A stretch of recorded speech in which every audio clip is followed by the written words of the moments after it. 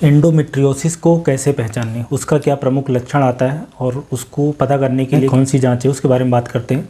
Endometriosis का जो प्रमुख लक्षण आता है वो महिला के अंदर पेल्विक पेन और एब्डोमिनल पेन, ये आता है महीने के समय, जब मेंस्ट्रुअल साइकिल होती है उस समय होता है इनिशियल की स्टेज में। क्योंकि शुरुआत में जब ये बीमारी चालू होती है तो जैसे यूट्रस के अंदर का एंडोमेट्रियम रिस्पॉन्ड करता है हार्मोनल चेंज का महीने के समय, माहवारी के समय, वैसे यूट्रस के बाहर का जो एंडोमेट्रियम है, जो इसको हम लोग एंडोमेट्रियोसिस बोलते हैं, वैसे वो रिस्पॉन्ड करता है। तो अगर जिस समय महीना आता है उस समय अगर कमर के अंदर बहुत तेज़ दर्द हो, पेट के अंदर तेज़ दर्द हो, तो एंडोमेट्रियोसिस हो सकता है।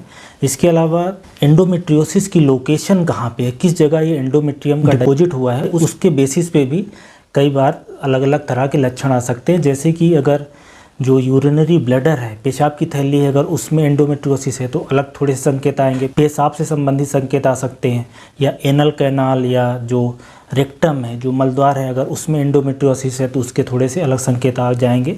बहरहाल पेन एक बड़ा लक्षण होता है जो शुरुआत की अवस्था में जब माहवारी होती है, जो मेंस्ट्रुअल साइकिल होती है उस समय आती है। हैवी सा पेन रहता है, काफ़ी भारी रहता है, और जैसे जैसे बीमारी बढ़ती जाती है ये पेन की जो इंटेंसिटी है वो भी बढ़ती जाएगी और ये ज़्यादा दिन तक रहेगा, और हो सकता है कि फिर हमेशा रहे, पूरे महीने रहे। क्योंकि होता क्या है कि धीरे धीरे जो एंडोमेट्रियोसिस का फोकस है वहाँ पे एडेशन चालू हो जाता है, आपस में ओवरी है, ट्यूब है, यूट्रस है, आपस में चिपक जाते हैं, या जो पेट के अंदर पेरिटोनियम है उससे चिपकने से फिर शार्प पेन होता है, काफ़ी तेज पेन हो सकता है। तो बाद की स्टेज में ये पेन फिर हमेशा रह सकता है। तो सबसे इम्पॉर्टेंट लक्षण है दर्द। उसके अलावा जो एंडोमेट्रियोसिस है उसमें इनफर्टिलिटी, बच्चा ना होने के काफ़ी कारण हो सकते हैं, जो पर प्रमुख कारण ये है कि ओवरी के अंदर चॉकलेट सिस्ट बन गई है, ओवरी का ही फंक्शन अफेक्ट हो रहा है। इसके अलावा जो महिला है उसको क्रोनिक फटीग रहती है, कमजोरी की समस्या है, उल्टी की प्रॉब्लम है, दस्त लग सकती है, कुछ महिलाओं को कब्ज की समस्या हो सकती है, कुछ महिलाओं को यूरिन के साथ ब्लड जा सकता है, कुछ महिलाओं को ड्यूरिंग सेक्स पेन हो सकता है, यूरिनेशन के समय पेन हो सकता है, राइट। इसके अलावा जो एंडोमेट्रियोसिस के जो पेशेंट रहते हैं उसमें डिस्मेनोरिया, मतलब माहवारी के समय दर्द होना और ज़्यादा ब्लीडिंग होना, हैवी मेंस्ट्रुएशन होना, इसकी भी शिकायत आती है। तो अगर किसी महिला को माहवारी के समय ज़्यादा ब्लीडिंग हो रही है, दर्द हो रही है, तो एंडोमेट्रियोसिस हो सकती है।